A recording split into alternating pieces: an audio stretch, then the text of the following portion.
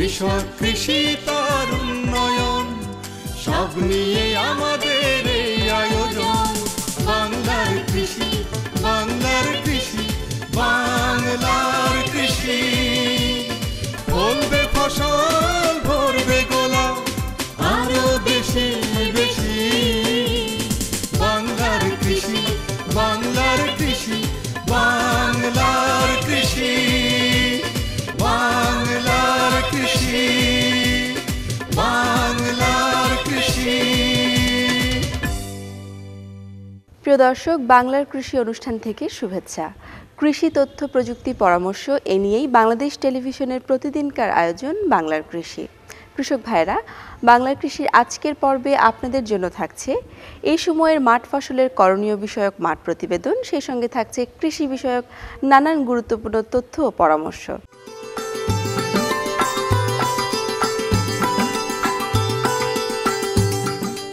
মাঠে এখন আমন ফসল, বন্যার পানি নেমে যাওয়ার পরে আমনের ফসল অর্থাৎ আমন ফসল যে মাটি জমে আছে সেগুলিকে ধুয়ে দিতে হবে। যেখানে চারা পচে গেছে সেখানে নতুন চারা এনে ওখানে শূন্যস্থান পূরণ করব। আর ইউরিয়া এবং মিউরেট অফ পটাশ দিয়ে তার পুষ্টি সমৃদ্ধির জন্য তাদেরকে আমরা জমিতে এই সার প্রয়োগ করব। যদি চারা পরিপূর্ণভাবে অর্থাৎ পুরো জমির যদি চারা নষ্ট হয়ে যায় তাহলে আমরা আমাদের যে দেশীয় জাত আছে নাইজার শাইল, বিনা শাইল, লতি শাইল, পানি শাইল কিংবা BR22, BR23 চারা আমরা লাগাতে পারবো। তাছাড়া যদি কোথাও চারা লাগানোর যদি সময় না থাকে তাহলে অবশ্যই আমরা আউশ ধানের বীজ সরাসরি বিনা চাষে লাগাতে পারবো। সেই ক্ষেত্রে পরাঙ্গী যে জাত, এই জাত খুব ভালো কাজ করবে। আর তাছাড়া বন্যার পানি নেমে যাওয়ার পরে বিনা চাষে আমরা সরিষা, আলু, রসুন কিংবা ভুট্টা লাগাতে পারবো। তাছাড়া এই ক্ষতি পুষিয়ে নেওয়ার জন্যে আগাম শীতকালীন শাকসবজি আমরা করতে পারবো। সেই ক্ষেত্রে বাক্স, চাড়ি কিংবা কোনো প্লাস্টিকের কোনো বালতি কিংবা কোনো পাত্রের ভিতরে 50% পচা গোবর কিংবা জৈব সার এবং 50% মাটি দিয়ে আমরা বীজ বপন করব শাকসবজির। চারা যখন বয়স হবে 25 দিন 30 দিন তখন আমরা মূল জমিতে নিয়ে এগুলো লাগাতে পারবো। বন্যা সংক্রান্ত যে কোনো প্রয়োজনে আপনার কাছে কৃষি সম্প্রসারণ অধিদপ্তর আছে, ওখানকার উপসহকারী কৃষি কর্মকর্তা কিংবা উপজেলা কৃষি কর্মকর্তার সাথে যোগাযোগ করে এই বিষয়ে আরও বিস্তারিত পরামর্শ পাবেন। সেগুলো অনুসরণ করলে বন্যার ক্ষতি আমরা এমনিতে পুষিয়ে নিতে পারবো।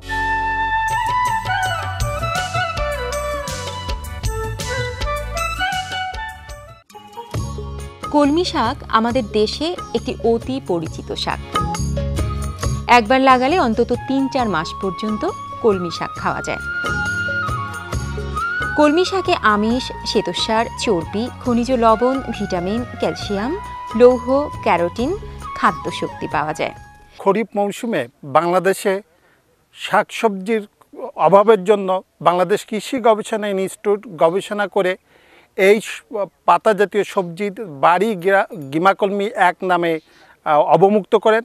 এই সবজিটির সবচেয়ে সুবিধা হচ্ছে যে আপনার গ্রীষ্মকালে একে খুব সহজে মাটিতে জন্মানো যায়। আমাদের দেশে সাধারণত কলমি শাক হয় পানিতে এবং পানিতে যে নৌকোয় যে তুলতে হয়, কিন্তু এই গিমাকলমি মাটির উপরে বাড়ির আঙ্গিনায় যে কোনো জায়গায় ছোট্ট একটু জায়গায়ও সেটা করা সম্ভব এবং সবচেয়ে হচ্ছে কি এতে অনেক পানির প্রয়োজন হয় না, একটা সেচ দিলেই সহজে করা যায়। যে কোনো মাটিতে কলমি শাক হয়, তবে দোআঁশ মাটি ফলনের জন্য বেশি ভালো। সাধারণত গ্রীষ্ম বা বর্ষাকালে কলমি শাকের ফলন ভালো হয়। গিমাকলমিটি সাধারণত খরিফ মৌসুমে মার্চ মাসের প্রথম সপ্তাহে অথবা ফেব্রুয়ারি মাসের শেষের সপ্তাহে লাগানো হয়। লাগানোর পরে আপনার পরিমাণ মতো সার এবং জৈব সার দেওয়ার পরে লাইন করে লাগালে সবচেয়ে ভালো হয়। কলমি শাক বীজ থেকে বা কাণ্ড থেকে আবাদ করা যায়। জমি তৈরি করে নিয়ে সরাসরি বীজ, চারা অথবা লতা কেটে 30 সেন্টিমিটার দূরত্বে লাইন করে 15 সেন্টিমিটার দূরে দূরে চারা, কাণ্ড অথবা 2টি করে বীজ বুনতে হয়। গিমাকলমি ভিটি বা বেড তৈরি করে লাগালে বেশি ভালো হয়। ভিটির দৈর্ঘ্য জমির দৈর্ঘ্য অনুযায়ী এবং প্রস্থ 1 মিটার হলে পরিচর্যা করতে সুবিধা হয়। বীজ বপনের 30 দিন, 60 দিন ও 90 দিন পর প্রতিবারে 100 গ্রাম হারে ইউরিয়া সার প্রতি শতক জমিতে ছিটিয়ে উপরি প্রয়োগ করতে হবে। প্রতি শতক জমি থেকে 125 থেকে 150 কেজি কলমি শাক পাওয়া যায়।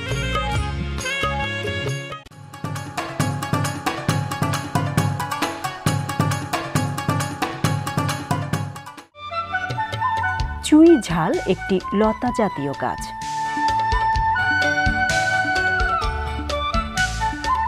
চুই গাছ আম, মেহগনি, সুপারি, শিমুল ইত্যাদি অন্য গাছের সাথে আশ্রয় নিয়ে বেড়ে ওঠে।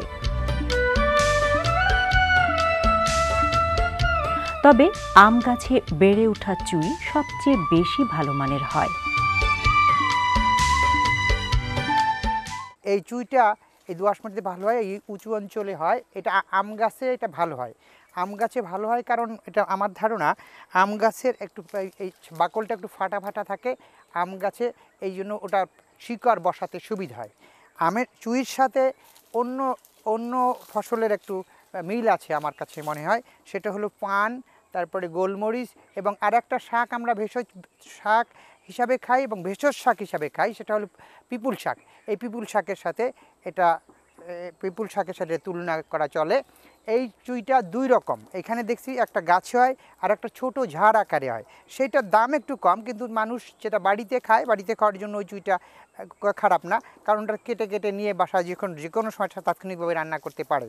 এই চুইয়ের এই গোড়ায় একটা মেটে আলু বা ওলের মতো একটা চাকির মতো হয়, সেইটার দাম আরও বেশি। চুইলতা 40 থেকে 50 ফুট পর্যন্ত বাড়ে।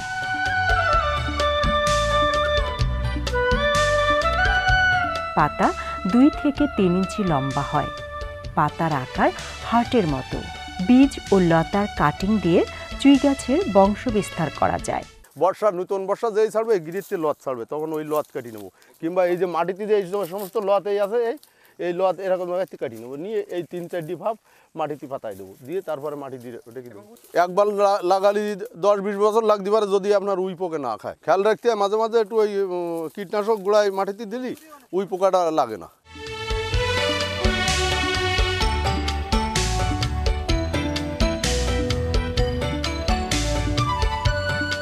রোপণের 1 থেকে 2 মাসের মধ্যে চুইয়ের লতা কাটা যায়।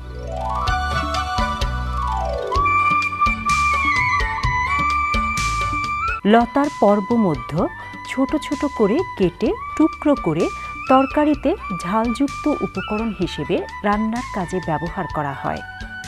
চুই ঝাল ব্যবহার করলে তরকারিতে মরিচ ব্যবহার করতে হয় না। মরিচের বিকল্প হিসেবে চুইকে ব্যবহার করা যায়।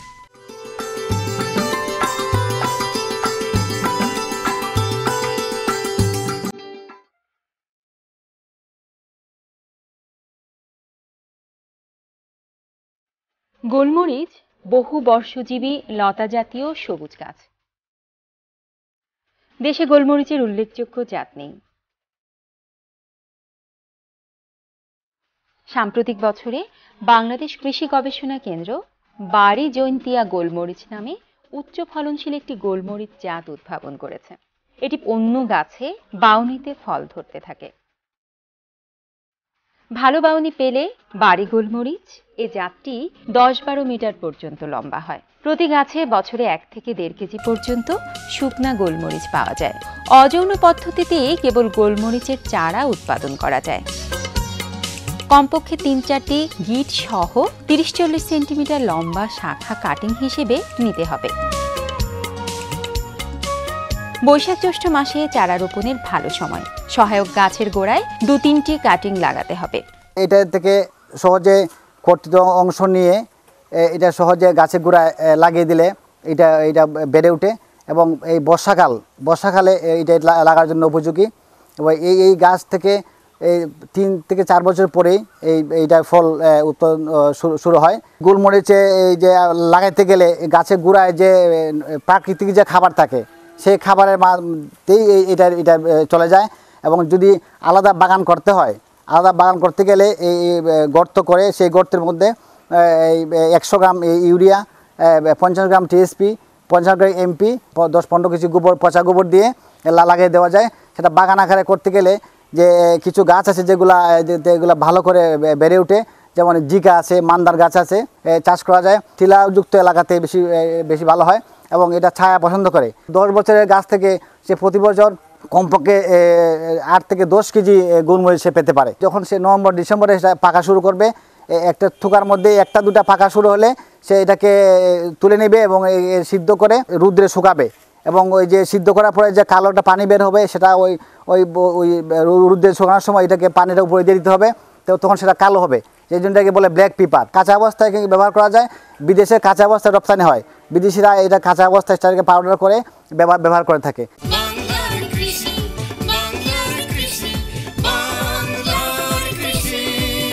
প্রিয় দর্শক, দেখছেন কৃষি বিষয়ক বাংলাদেশ টেলিভিশনের প্রতিদিনকার আয়োজন বাংলার কৃষি।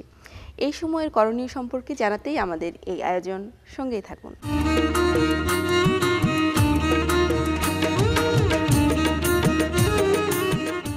পদ্মা, মেঘনা ও যমুনা এই তিনটি প্রধান নদী এবং আরও শতাধিক ছোট বড় নদীবাহিত পলি দিয়ে গঠিত বদ্বীপই আমাদের প্রিয় বাংলাদেশ। নদীবাহিত এসব অঞ্চল সহ অভ্যন্তরীণ জলাশয়ের আয়তন 40.47 লক্ষ হেক্টর। এ সকল জলাশয় অতীতে মাছ ও অন্যান্য জলজ সম্পদে ভরপুর ছিল এবং এই জলজ সম্পদকে কেন্দ্র করেই দেশের সংস্কৃতি, আর্থসামাজিক অবস্থা বিবর্তিত হতো। কালের বিবর্তনে প্রাকৃতিক ও মনুষ্যসৃষ্ট নানা কারণে ওই সকল জলজ সম্পদের চরম অভাব দেখা দিয়েছে।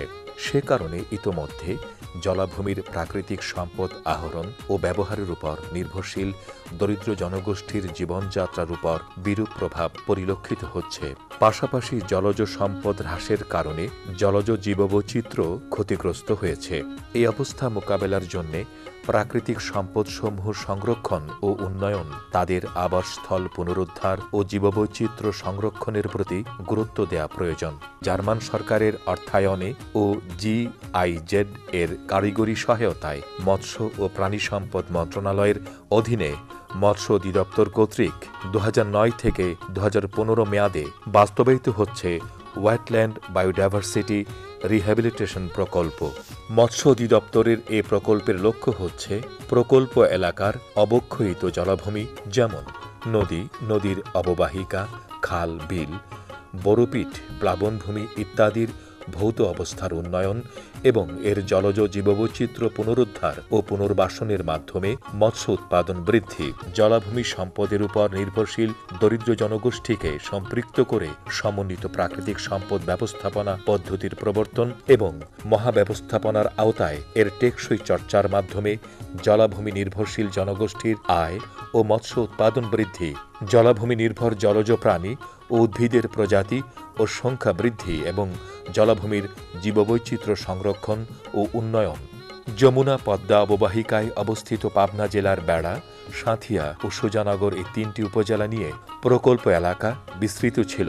পাবনা জেলার ফরিদপুর, চাটমোহর ও ভাঙ্গুড়া উপজেলা, সিরাজগঞ্জ জেলার উল্লাপাড়া ও বেলকুচি উপজেলা এবং নাটোর জেলার সদর উপজেলা অন্তর্ভুক্ত হয়েছে। 35টি জলাভূমি ভূমি মন্ত্রণালয় হতে মৎস্য ও প্রাণী সম্পদ মন্ত্রণালয়ে পরিকল্পনা অনুযায়ী পর্যায়ক্রমে প্রতিবেশ সংরক্ষণের জন্য 35টি জলাশয় নির্বাচন করা হয়েছে। এসব জলাশয়ের পুনঃখনন এবং পুনঃখননের মাটি দিয়ে রাস্তা তৈরি, রাস্তা মেরামত, খালের পাড় উন্নয়ন, বাস্তুভিটা উন্নয়ন এবং মৎস্য অবতরণ কেন্দ্র উন্নয়ন করা হয়েছে। এছাড়া মৎস্য অভয়াশ্রম প্রতিষ্ঠা ও সুইচ গেট ব্যবস্থাপনা কমিটিকে কার্যকর করা হয়েছে। এর ফলে বিলুপ্তপ্রায় উল্লেখযোগ্য সংখ্যক মৎস্য প্রজাতির পোনা ও প্রাপ্তবয়স্ক মাছ নদী থেকে বিলে প্রবেশের সুযোগ পেয়েছে। সুইচ গেট সংলগ্ন বিলে মাছের উৎপাদন বৃদ্ধি পেয়েছে। কাঠ ও জলজ জাতীয় গাছের চারা রোপণ করা হয়েছে এবং বিলুপ্ত প্রজাতির পোনা অবমুক্ত করা হয়েছে। জনসচেতনতা বৃদ্ধির উদ্যোগ গ্রহণ করা হয়েছে। সার্বিক কার্যক্রমের ফলে বিলুপ্ত প্রায় মাছের উৎপাদন বৃদ্ধি পাচ্ছে, যা জলজ জীববৈচিত্র্য রক্ষায় সহায়ক ভূমিকা রাখছে। এরই মধ্য দিয়ে শেষ করছি আজকের বাংলার কৃষি। আগামী দিন ঠিক একই সময়ে প্রচারিত হবে বাংলার কৃষি, দেখবেন আশা করছি। আর হ্যাঁ, আপনারা আপনাদের মতামত আমাদের চিঠি, ইমেল অথবা ফেসবুকের মধ্য দিয়ে জানাতে পারেন। চিঠি লিখুন প্রযোজক বাংলার কৃষি, কক্ষ নম্বর 215, বাংলাদেশ টেলিভিশন ভবন, রামপুরা, ঢাকা 1219। এছাড়াও ইমেল করতে পারেন banglarkrishi@ais.gov.bd অথবা ফেসবুকে মতামত জানাতে পারেন বাংলার কৃষি এই ঠিকানায়। আজ এ পর্যন্তই, সবাই ভালো থাকবেন। কৃষক, কৃষি তার উন্নয়ন, সব নিয়ে আমাদের এই আয়োজন। বাংলার কৃষি, বাংলার কৃষি, বাংলার কৃষি।